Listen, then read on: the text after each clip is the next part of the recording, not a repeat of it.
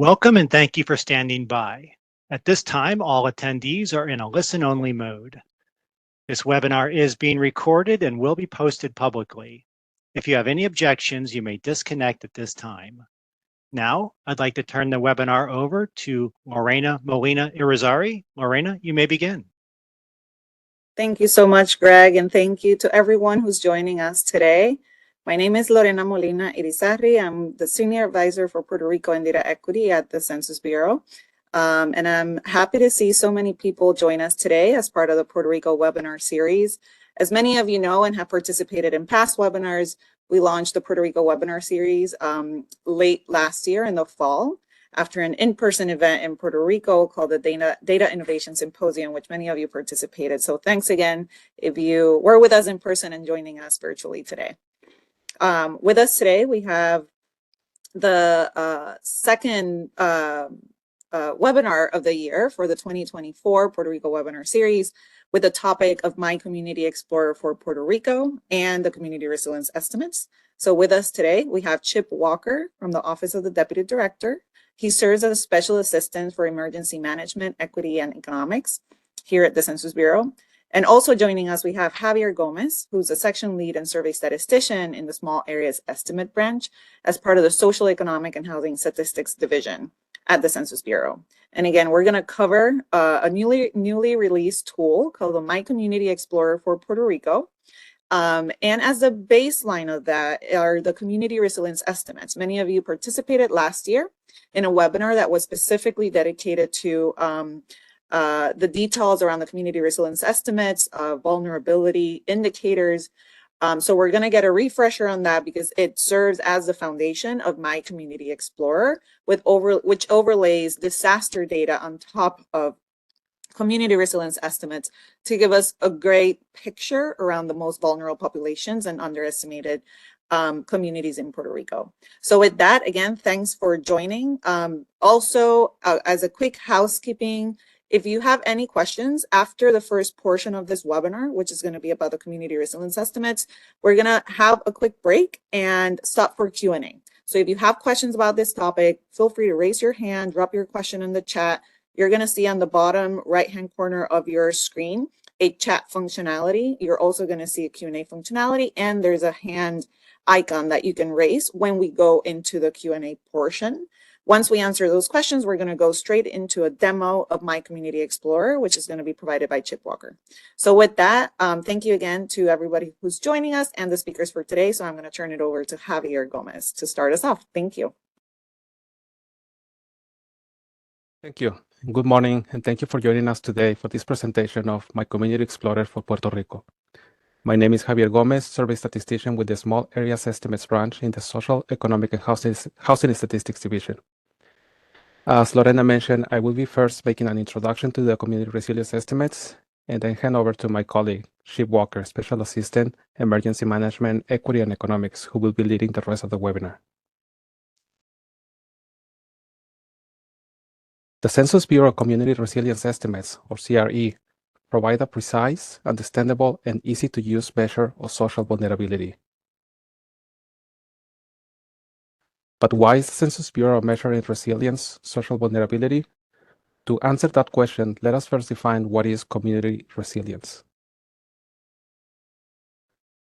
Community resilience is a measure of the capacity of individuals and households within a community to cope with external stresses of the impacts of a disaster. Research shows that resilience can be predicted by individual and household characteristics. On your screen, community resilience will be the intersection of social vulnerability, like risk factors, weaknesses, or lack of resources, and capacity, like protective factors, strengths, and capital or resources. There are already other measures of population resilience that use publicly available decennial census or American Community Survey data. Because they derive from publicly available data, the measures are either deficient in granularity or accuracy. CRE uses individual and household level data, which retains correlation of individuals' social vulnerability. This is ideal for identifying most vulnerable populations to ensure equitable distribution of resources. Sorry. The origins of the CRE program can be traced back to the COVID years, where the pandemic reiterated the need for usable information about the population. Many groups reached out to the Census Bureau for data with an overwhelming need for a single, easy-to-use metric. The purpose of the CRE is to create data products from the vast quantities of Census Bureau data that are granular, relevant, precise, and timely. As mentioned earlier, most vulnerability indices that utilize public data use county, tract, and block group data to create measures. The CRE instead utilizes information on households and people to create granular estimates. Now let's explain more in detail what the community resilience estimates are. The CRE are model estimates of social vulnerability of the population that uses data from the American Community Survey, or ACS, and population estimates. The ACS is a nationally representative survey with data on the characteristics of the U.S. population. The sample is selected from all counties and county equivalents and has a sample size of about 3.5 million housing units each year, and it has more than 40 different topic areas. We also use auxiliary data from the Population Estimates Program, which is a Census Bureau program that produces and publishes estimates of the population living at a given time within a geographic entity in the U.S. and Puerto Rico. We use population data from the PEP by tract, age group, race and ethnicity, and sex. The CRE looks at different social vulnerability factors and flags records that match certain criteria. Individual and household social vulnerability factors that are used for the CRE include income to poverty ratio of less than 130%, single or zero caregiver households, unit level crowding, communication barriers, age 65 or older, employment, disability, health insurance coverage, vehicle access, and internet access. The result is an estimate of the number of individuals and the number of social vulnerability factors that they are living with, categorized into three groups: zero flags social vulnerability factors, one or two flags social vulnerability factors, and three or more flags social vulnerability factors, which would be considered the most at risk. Estimates from the CRE are available at the national, state, county, and tract levels. Some advantages of the CRE over other indices are that the CRE provides estimates on the number of people, percentage of population, and margins of error. For example, from the 2022 CRE data, which was released on January 30th of this year, we found that approximately 115.5 million people across the United States have zero social vulnerability factors. We see that over 145 million people, or about 44% of the population, have one or two social vulnerability factors. And finally, we estimate that almost 68 million people live with three or more social vulnerability factors.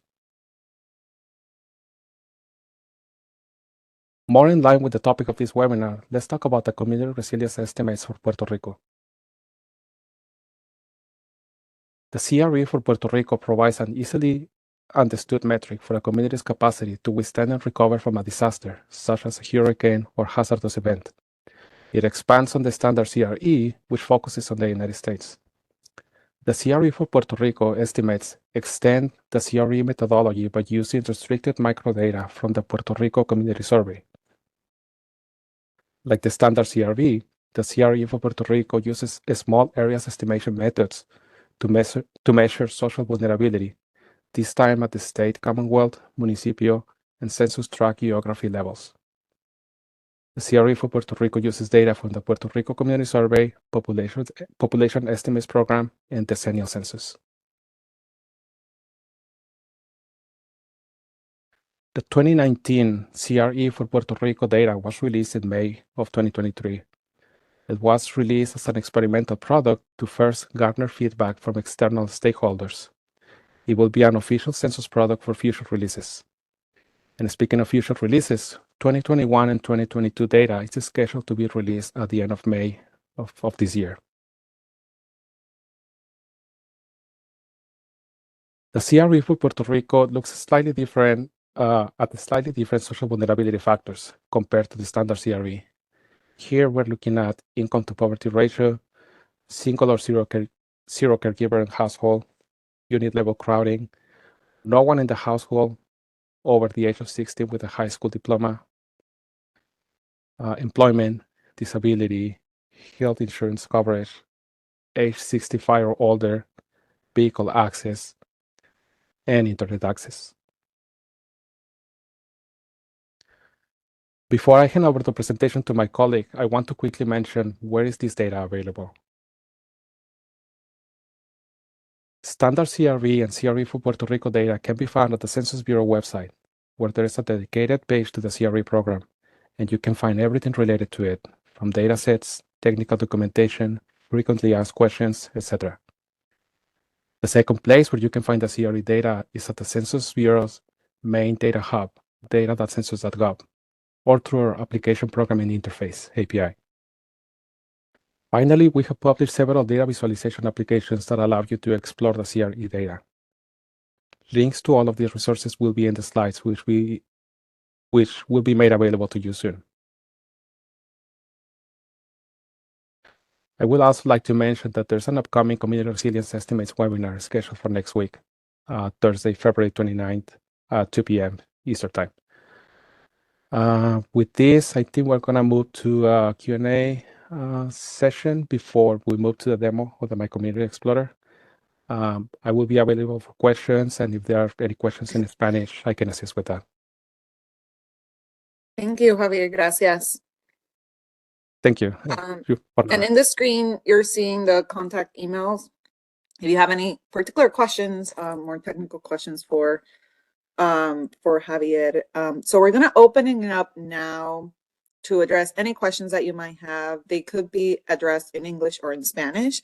And thank you. I think there was a comment earlier. I appreciate the comment about Spanish. We have a very robust and long process for official translations of technical matters. So we hope to provide the webinars in Spanish as we go along.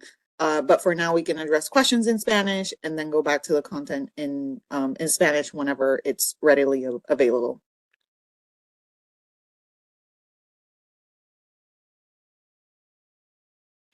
Yeah, so we have a question on the chat, Javier, if the link to the webinar for next week can be shared on the chat so that people can register and sign up. I believe that's through Census Academy. If you quickly Google Census Academy, you can see all of the webinars that Census provides. And that's a standalone webinar that it's being provided around the community resilience estimates. You can also go to the Puerto Rico webinar series. There was another presentation about CRE that was done last year, and I can drop it in the chat after the Q&A portion. Correct. Yes, I can add the link to the chat. And as you mentioned, I think the easiest way to find it is if you go to Google, just type Census Academy webinars, and you will see the list of the future webinars already scheduled. Excellent.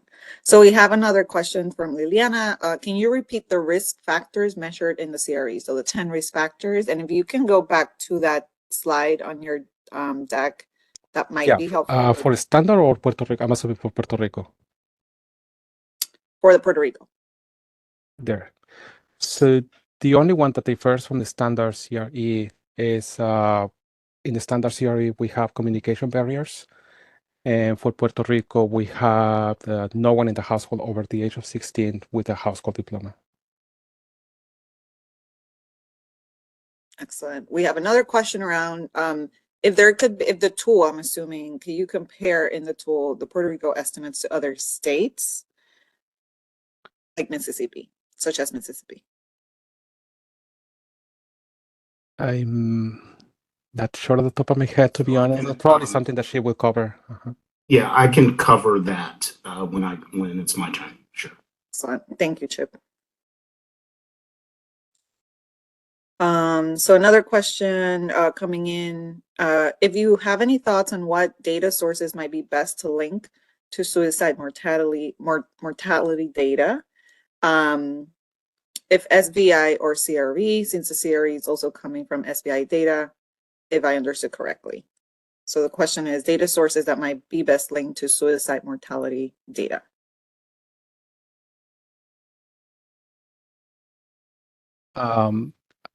I'm not sure I'm following on the question, so she suggested that we link to that we add it as a social vulnerability factor, or? No, I think the question is more broadly that if there are data sources that could be, what are the data sources that census could have available, or I'm assuming other federal agencies, around mortality data that could then be compared to CRE data? Okay.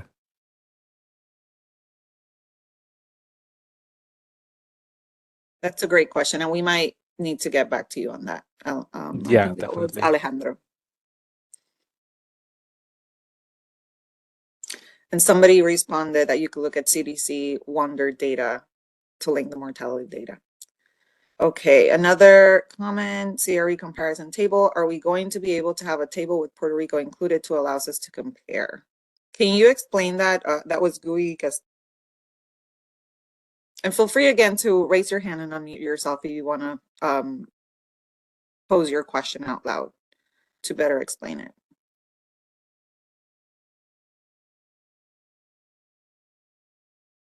And my question is compared to what? It says, are we going to be able to have a table with Puerto Rico included to allow us to compare?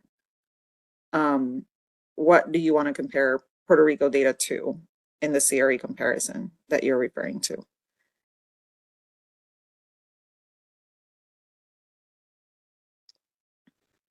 And that question was from Guillo. So we can come back to that. Resiliency comparison. And feel free to unmute. I think it's probably better if you explain the question.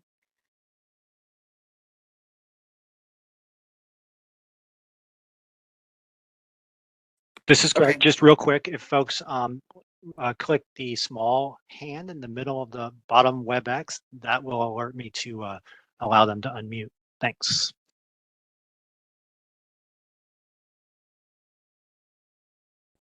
Thank you, Greg.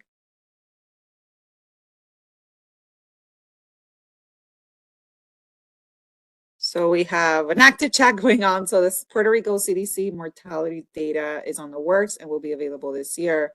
And our colleague from CDC, Juan Albertorio, thank you so much for joining, Juan, has dropped his email on the chat if you want to reach out to Juan Albertorio at the CDC on mortality data. He can address those questions.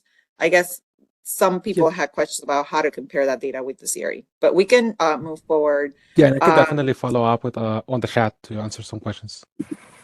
And there's a question around what does it mean a single or zero caregiver in the household? Let me follow up with that on the chat to put the official definition of that. Okay, and just generally, it means if there is a caregiver in the household through the data, or maybe Javier, can you speak about the data sources for these questions, which are the Puerto Rico Community Survey, the PRCS, which is basically the Puerto Rico version of the ACS. Are there any other data sources around how that data is collected specifically for caregivers so that people understand where is this measure coming from?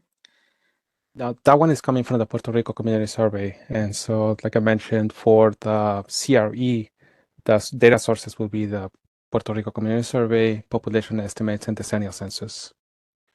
So it specifically asks, is there a caregiver in your household? And if so, then that data basically is reflected.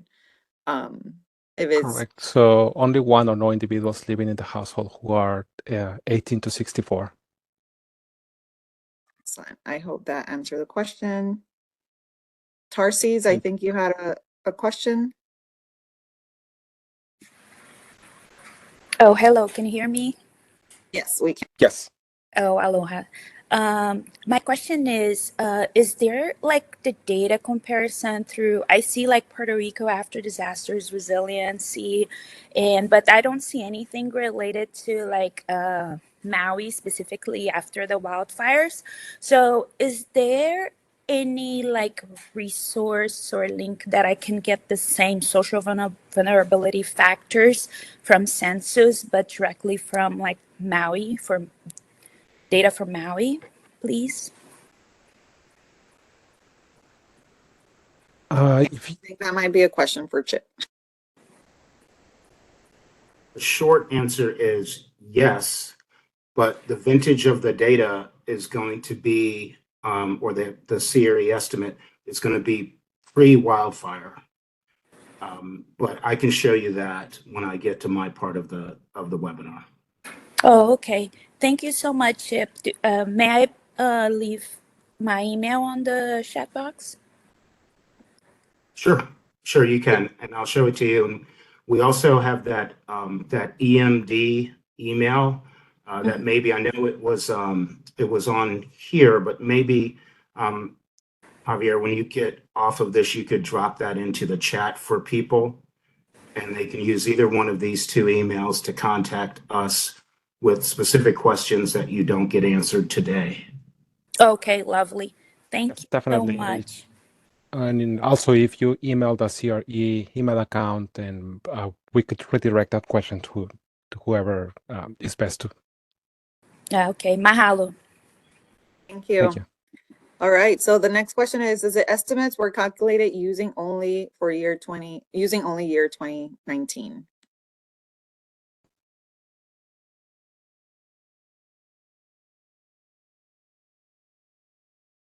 So that question is for Javier.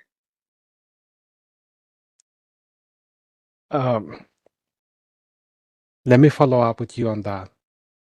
Just let me double check. Sorry. Excellent. All right, so with that, perhaps we can just turn it over to the next portion of the webinar with Chip Walker, who is going to cover My Community Explorer. Sorry, My Community Explorer. I was looking at the chat to see if we had anything else. My Community Explorer for Puerto Rico. So he's going to do a live demo of the tool. And again, please capture your questions in the chat or write them down. And then we're going to have a second Q&A for his portion. So Chip, take it away. Thank you. Thank you.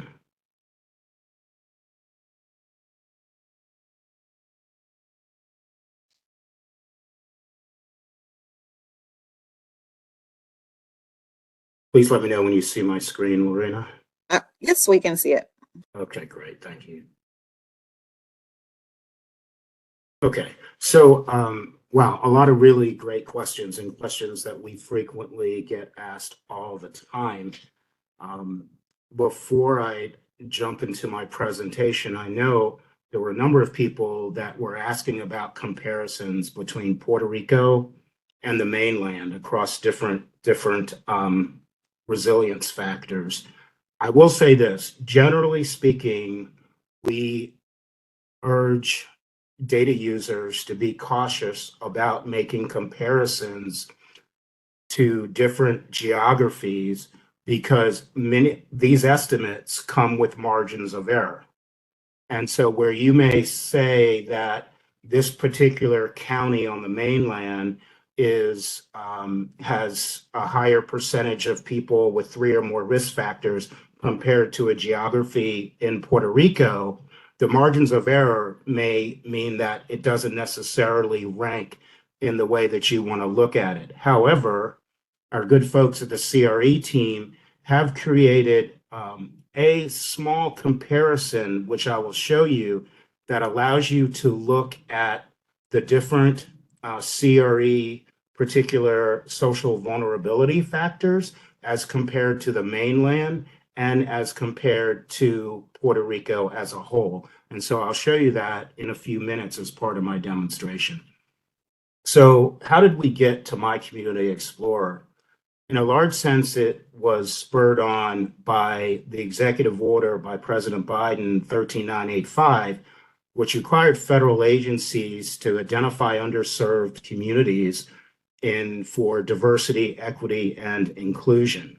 And so we started working with the GIS company Esri to build out a tool that brought in community resilience estimates and the ACS factors that they are comprised of.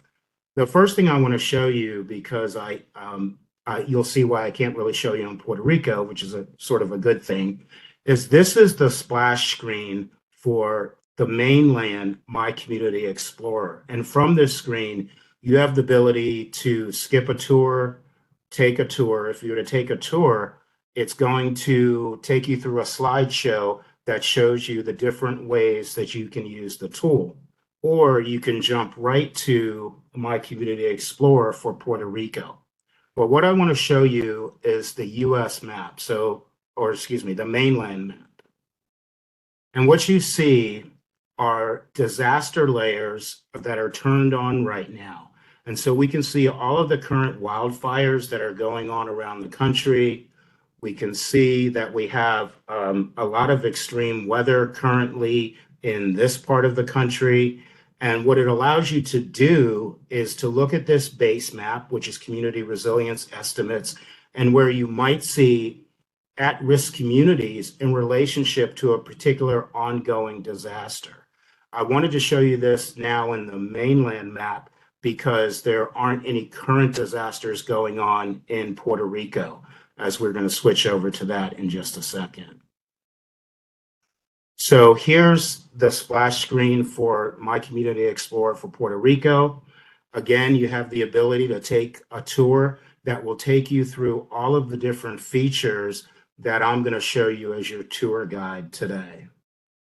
So we're just going to skip the tour and we're going to jump right into the map. So this is the community resilience estimates for Puerto Rico at the municipio level. One thing you'll notice as I go back, and oops, sorry about that, as we go back and between here and the mainland, is you'll see counties that are blue, which means that these counties in the mainland have a predominant number of people who do not have any risk factors associated with them.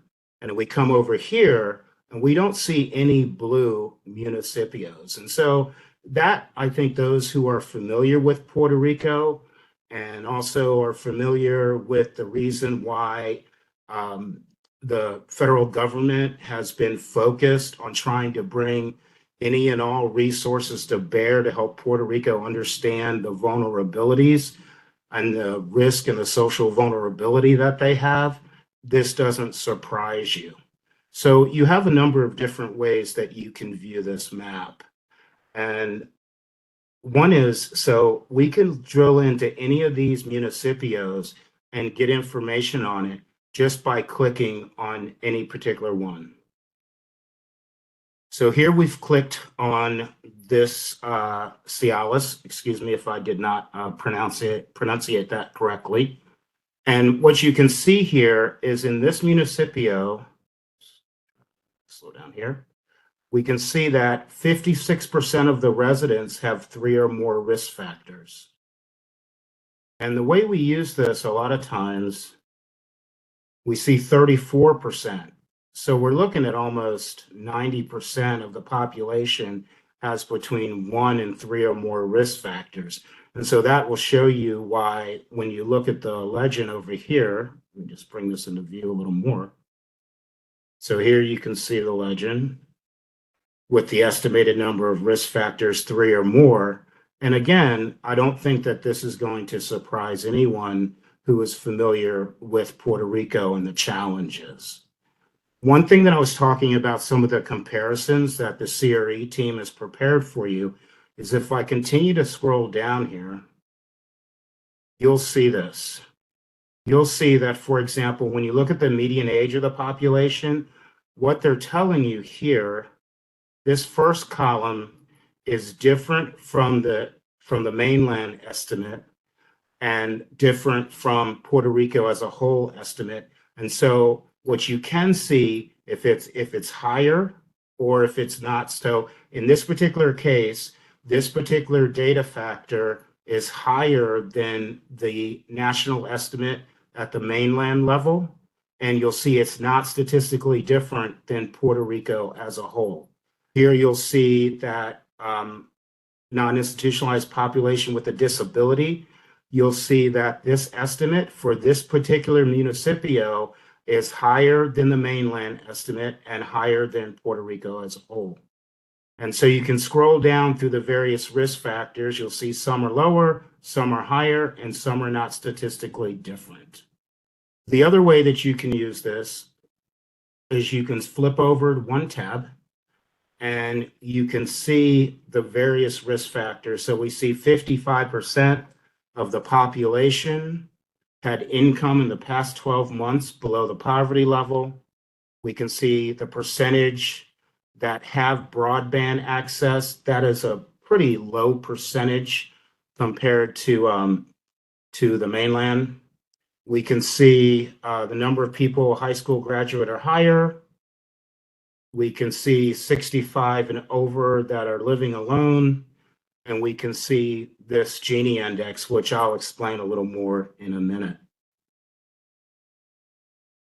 Additionally, we have the ability here to look at a different base map. So let me just find something here. Here we go. So if we come over to this layer box here, so we can see right now that we have some emergency preparedness layers that are in here. So active hurricanes and cyclones, current wildfires, and I have seen wildfires in the past few months in parts of Puerto Rico, but currently there are none that are being tracked. We can see weather's watches and warnings. So this will cover things as extreme heat or any severe weather alert that may be coming from the National Weather Service. We can see if there's any air quality issues. So we use Air Now, which comes from the EPA. And we can see if I can show you this one factor, which is going to be storm surge. So if I turn on the storm surge risk, what this is showing you, this is a storm surge sort of predictive model. It doesn't mean that this is happening now, but you can see that these are the areas in red are very susceptible to storm surge if and when a particular event would cause storm surge to happen. Now I'm going to go ahead here and go back and turn this off. So if you're interested in using either the mainland Siri or this one, the Puerto Rico, without any of the emergency layers turned on, you can turn them all off just by doing that. And now we're back to this particular base map. Another way that people like to use the tool is they want to see the base map, but not CRE. They want to see some other type of risk factor. So we can come down here, and if you're curious about broadband access or educational attainment, race and ethnicity, population 65 and older. So if I wanted to see poverty as a base map, I would just click on that eye. Now we've changed over to poverty as a base map. And this responsive legend will take time to change, but eventually it will change to reflect this particular color scheme. You could see, if you wanted to see another particular base map, you would just turn that off. And let's say we wanted to look at educational attainment, we would turn that one on. And now we're starting to look at educational attainment, and we'll see that the responsive legend has changed over here on the left-hand side. And so you have the ability not only to look at community resilience estimates, but some of the other risk factors or social vulnerabilities that are built into the CRE estimates. And again, you can see a legend here based on the current map or the current base map that we're looking at.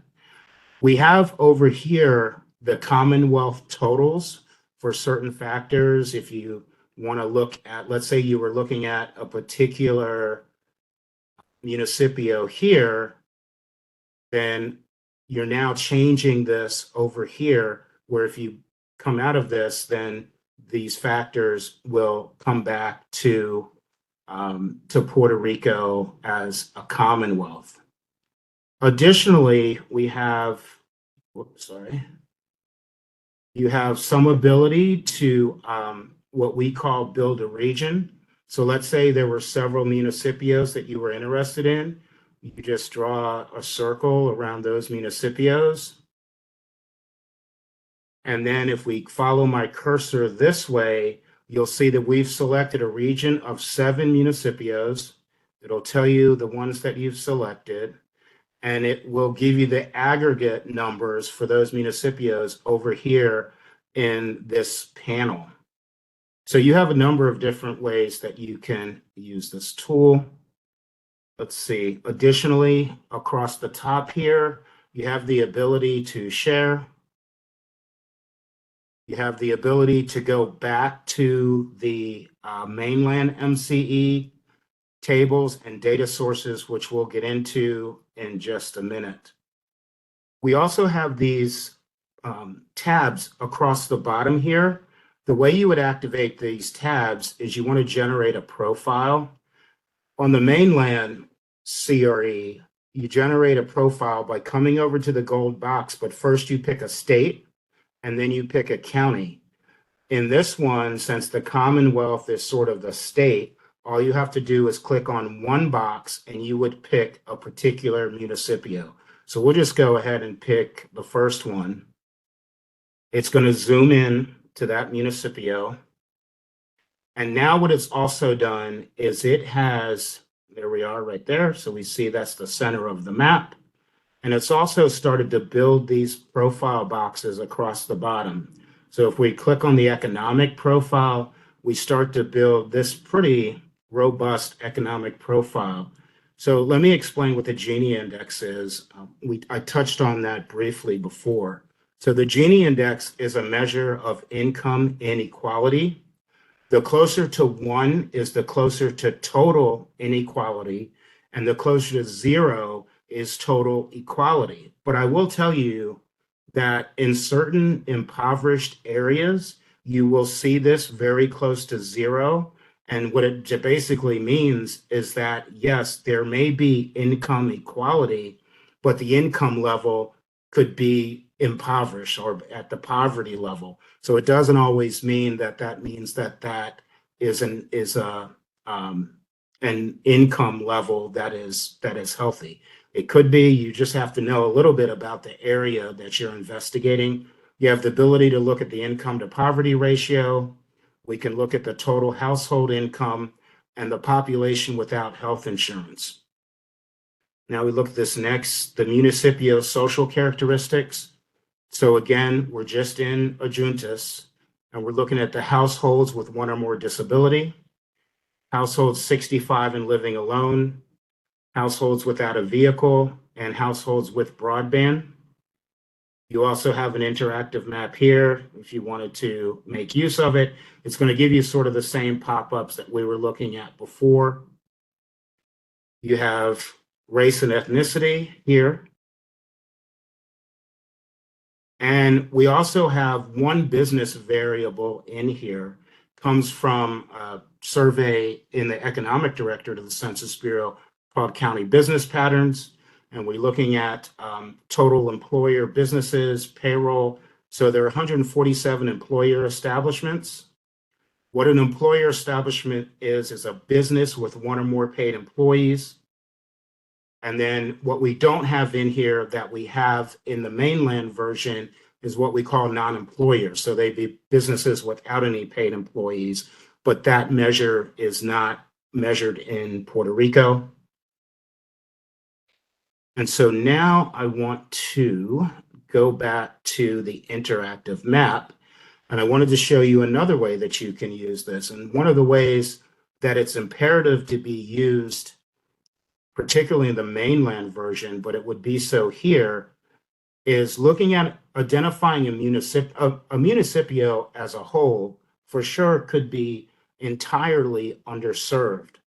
But in the mainland one, for example, where we have some of these blue counties, we really want to use it to zoom in to see if there are any underserved communities, which would be what we would call a census tract. So as we zoom in, we see that we have identified now census tracts in this mainland version.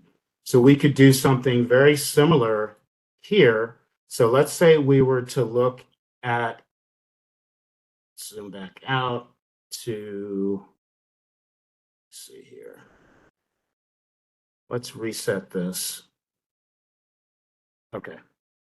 So let's look at one of these yellow areas and see if we can't identify any underserved communities here, or dramatically, or high risk, I should say.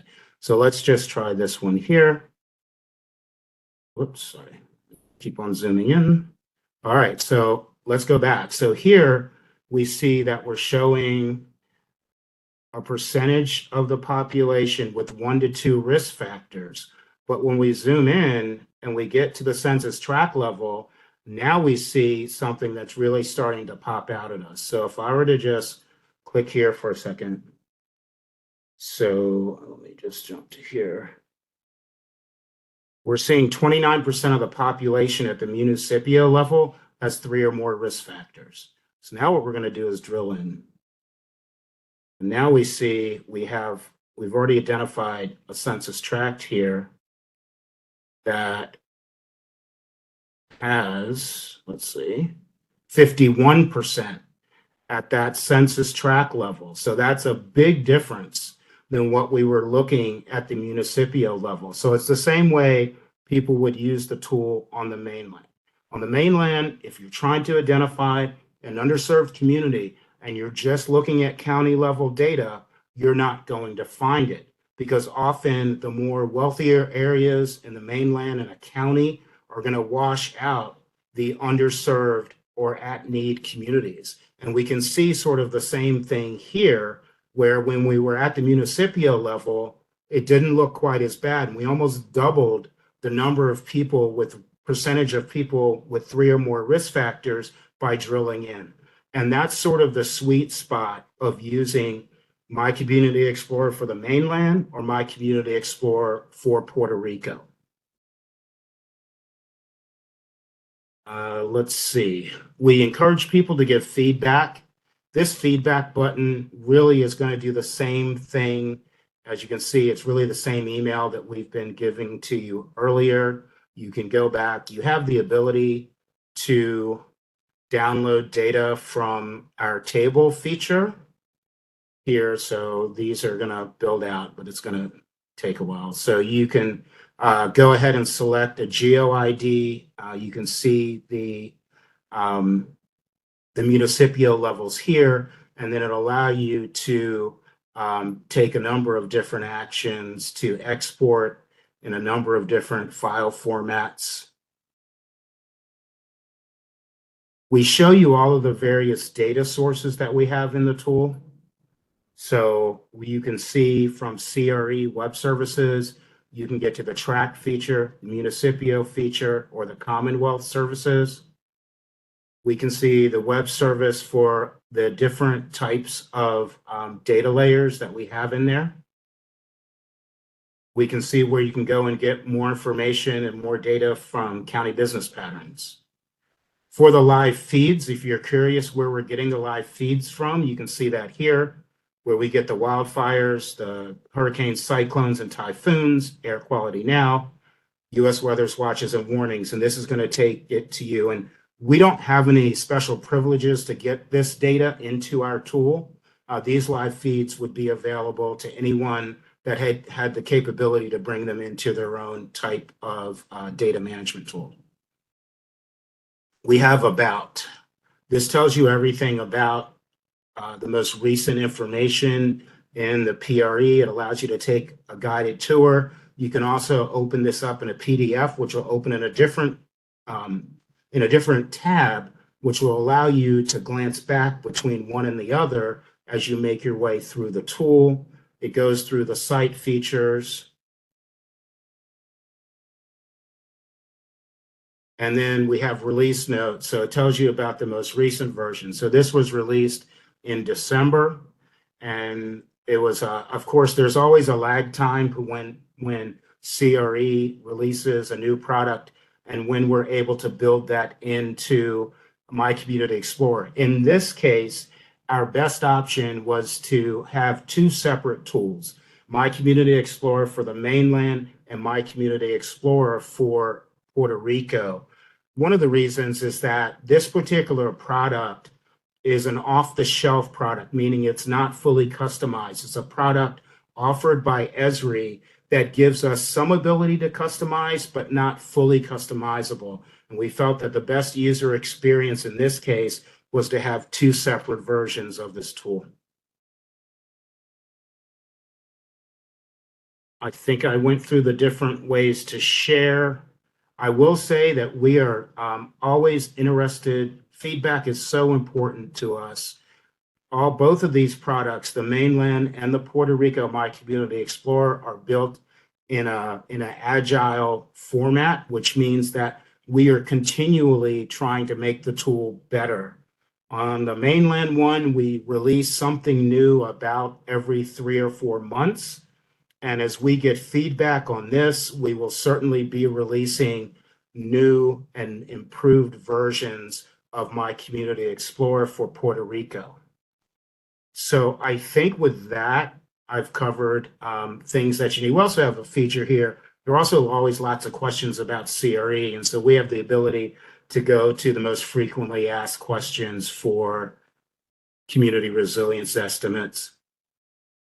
So I think with that, I will pause. And if there are any questions, I will try and answer any questions for you. Thank you so much, Chip. This is so helpful. We have a ton of questions in the chat, but we want to first go to Heidi, who raised her hand. And I believe Greg will unmute you so you can pose your question.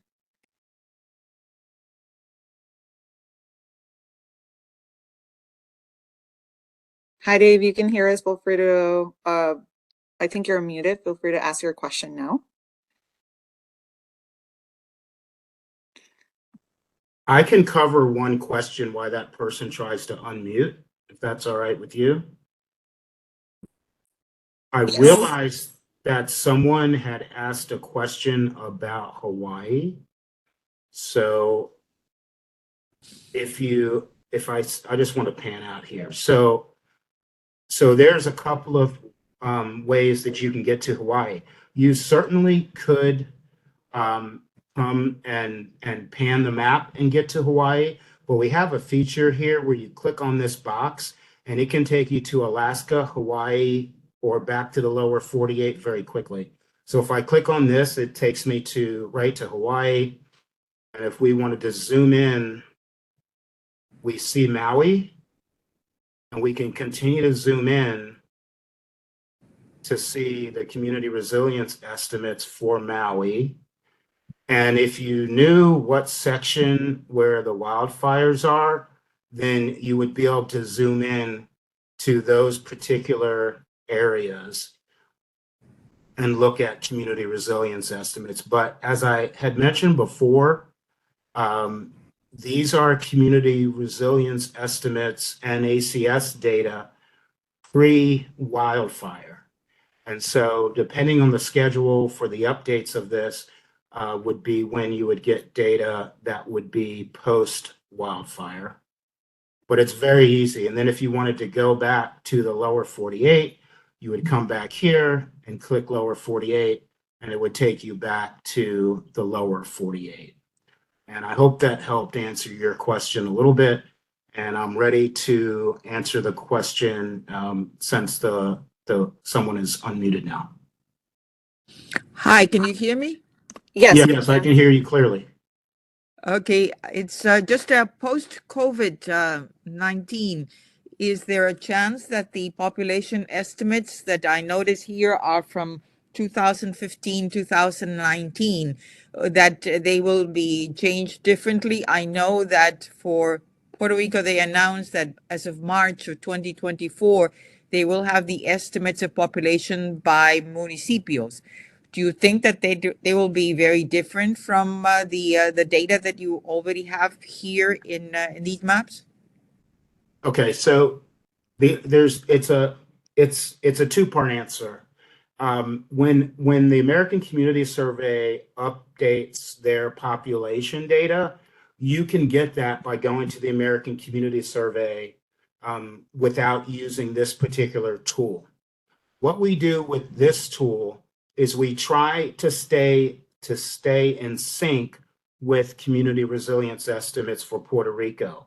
So when the CRE for Puerto Rico updates to a more recent vintage for the American Community, or sorry, I'm saying the American Community Survey, I got to catch myself, for the Puerto Rico Community Survey, when they update to a more recent vintage, we will update the tool to a more recent vintage as well. There will possibly be a bit of a lag, but hopefully not too much.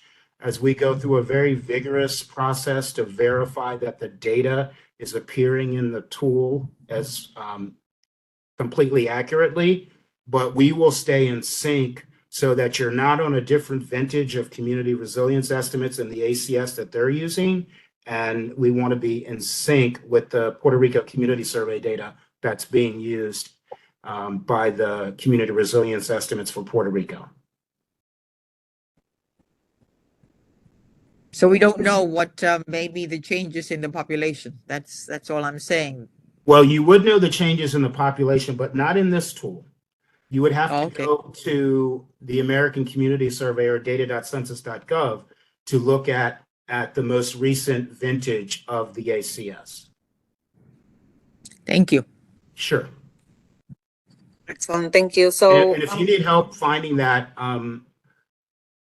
maybe Lorena, maybe you could provide the ACS data user question email inbox before we get out of the chat. And they're very responsive and they'll be able to help you find the most recent vintage data that you're looking for. yeah, I could definitely do that. I want to go through some of the questions first. So we have from Juan, similar to public health, I wonder whether age adjustments for US standard population can be an added feature here in the Census Explorer to compare localities with a standardized lens, i.e. 2000 US standard population. That's something that I can't answer off the top of my head. I would have to consult the subject matter experts on that and try to get a better understanding if that would be possible or not. If you would like, please feel free to use that EMD email address and send that question to me, and I get those questions, and I will try and forward that to the right area within Census to understand what the possibilities are. Excellent. Thank you. And I know we have Javier still on the line, and I believe Bethany DeSalvo joined us as well. So if you have any thoughts to that question, feel free to speak up. So we have another question. It says, you said that there are no data for wildland fires in Puerto Rico reported on Irwin, but how does this work in the mainland? It shows us the real-time fires, or is it created a created layer with a time frame of the fire? It's a great question. And my apologies if I didn't explain it clearly. Let me just drop over here. So all these events going on here are real-time events. So we are getting a live feed that, depending on the federal agency that the feed is coming from, it's updated on a different time frame. So the shortest time frame would be updated daily. Some of these, like weather watches and warnings, for example, are updated several times a day. So you may look, if a warning or something expires or a flood expires, and you come back to the map, you look at the map in the morning, you look at the map in the evening, you may see a change. And that's because these are live feeds, where the wildfires tend to be more persistent. So their updates are a little bit less frequent than something like weather's watches and warnings.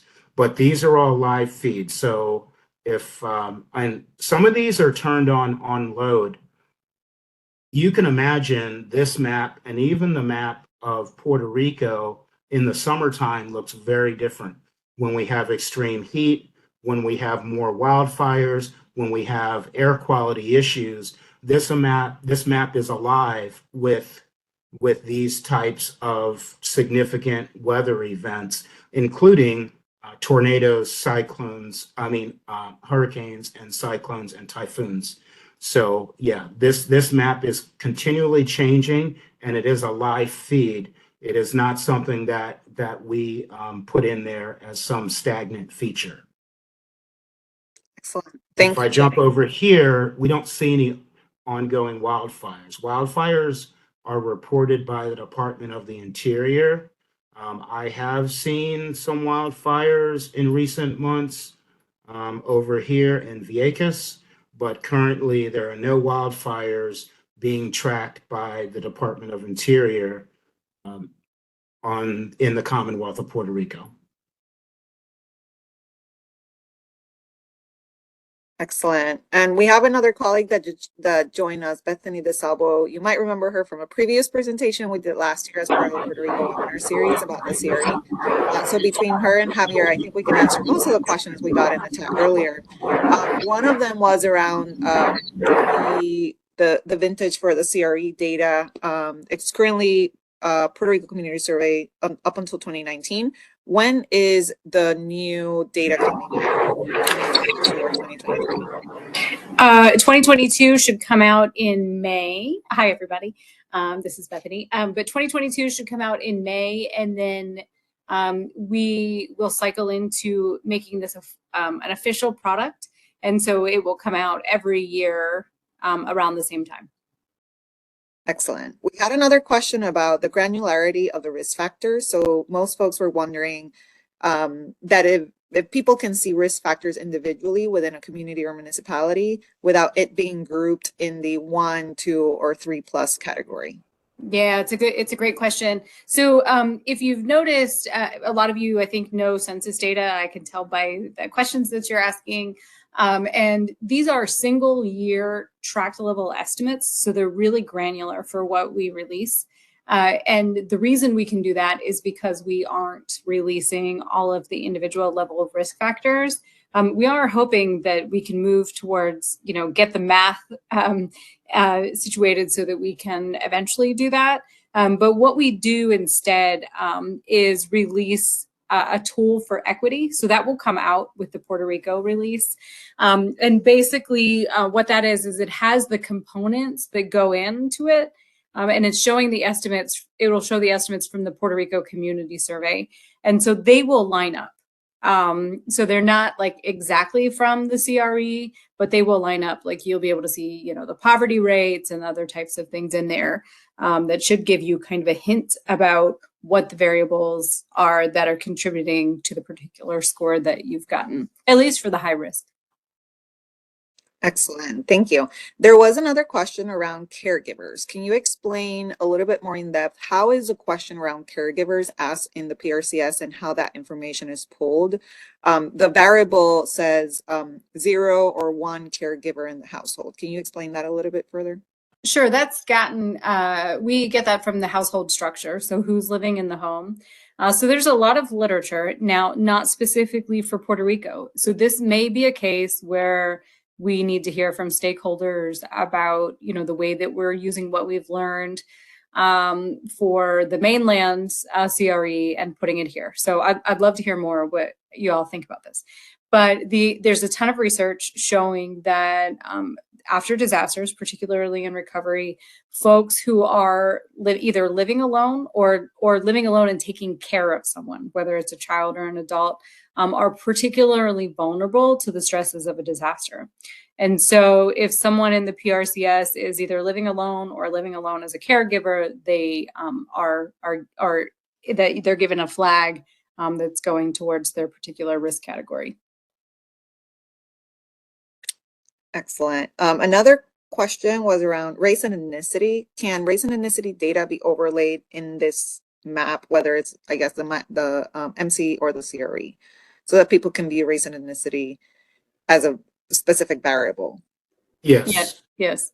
Oh, go ahead. So I can just show it here quickly. So if you come over to the layers and you scroll down to race and ethnicity, and you just unblock this eye, now the base map has changed to race and ethnicity.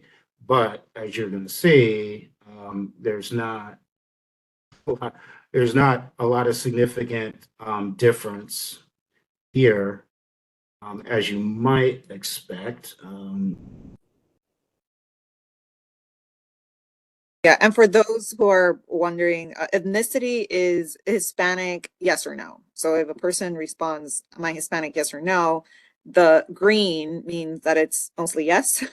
As far as race, and we don't see a breakdown, so perhaps you can explain that piece around race. I know it's pretty nuanced for Puerto Rico.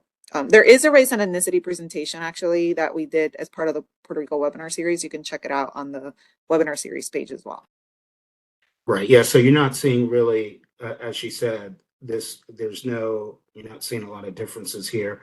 I don't know if differences would show up. Okay. Well, okay. I see what happened. So the race and ethnicity is at the municipio level. You will obviously, if you were looking at the mainland version of this and you went here and you turned on the race and ethnicity tab, you would see a map that's going to look a lot different as you start to look at race and ethnicity throughout the United States as a whole.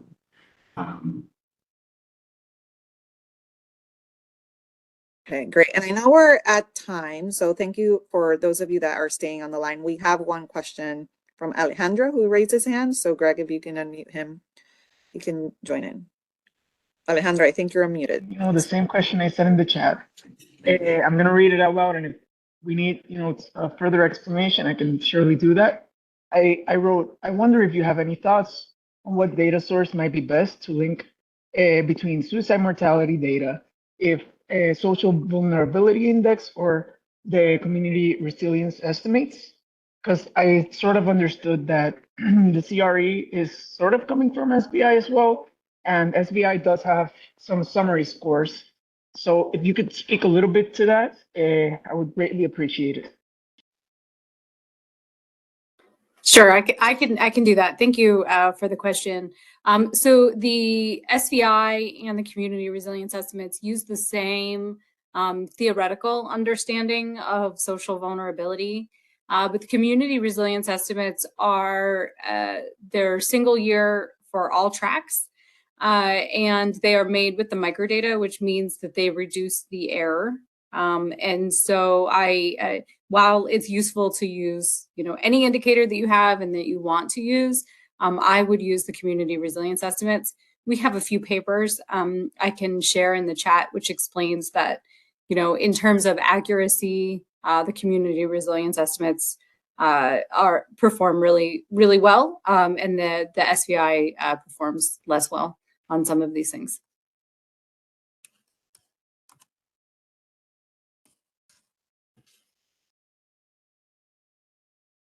Excellent. So we have a comment around how census plans to reach communities and organizations that work directly with those in those communities with these type of tools like the CRE can be great benefit for planning risk mitigation efforts. Absolutely, Ariana, and would definitely like to circle back with you on ideas on how to do that best. We have a ton of partners in the census network. Many of them that do deal with emergency response, recovery, disaster planning, etc. And also that's for businesses as well, small businesses in recovery. But any suggestions or ideas that you have, I'm going to drop my email in the chat and we can perhaps offline on that. All these tools are open to the public.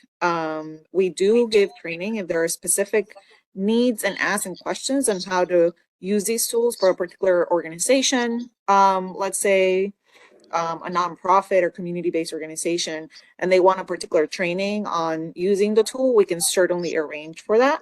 And we're hoping to hear from many other organizations on the ground that are interested. So we had, over the course of the webinar series, we have, up to 400 registrants for any given presentation, webinar that we do. So there's definitely appetite for this, and we thank you for definitely joining, but also spread the word. Help us share these tools with your communities, with your partners, stakeholders, colleagues, and other collaborators so that they're aware. And again, I'm going to drop my email in the chat here real quick so that you can reach out to me if you have any questions. And our colleague Javier just dropped 2 of the emails. Chip, I wanted to confirm, you mentioned EMD, the email says EWD. It's the EWD. Okay, perfect. Sorry. Yep. So again, my email is on the chat. And we're close to wrapping up. So again, if you have any additional questions, feel free to send them over to the 2 emails that were provided. or to myself, and we'll make sure to share that with the right subject matter expert at the Census Bureau. Question around the webinar in Spanish. We have not provided the webinar in Spanish. There is a process for translation approvals. So we hope, right now we're working on the translation of the webinar that we did in January, which was around population estimates and projections of Puerto Rico. We're gonna give that in Spanish in the coming months, so be in the lookout for that email. And then we'll circle back with this team to see if we can provide these webinars and demos in Spanish at some point in the near future. But thank you for bringing that up. We do get that question often. As you might imagine, we have a lot of subject matter experts in the Bureau, survey statisticians, economists, many others, and not all, of course, speak Spanish, but we do want to bring you the most relevant content with the subject matter expertise directly from that program area. And again, sometimes they don't speak Spanish, but if you have any question in Spanish that we haven't addressed and want to stay on, Javier can definitely answer questions in Spanish from the CRE team. Y sí, yo hablo español, nacida y criada en Puerto Rico, así que gracias por unirse y por el apoyo. The recording is going to be published between 2 and 3 weeks from the time of the webinar. So there is a captioning review process. We add captions, and that takes a little bit of time. So within 2 or 3 weeks, you'll see the recording of this webinar on the Puerto Rico webinar page. All right, it seems we don't have any additional questions coming in. So again, if you want to keep receiving updates on webinars coming up, make sure to be signed up to our newsletter, where all the webinars are shared out. And again, if you're not in any of these lists, feel free to send me an email directly. It's lorena.molina-irizarry@census.gov. And let's see, the census only classify areas as rural or urban. I don't know if anybody can answer that question from our speakers.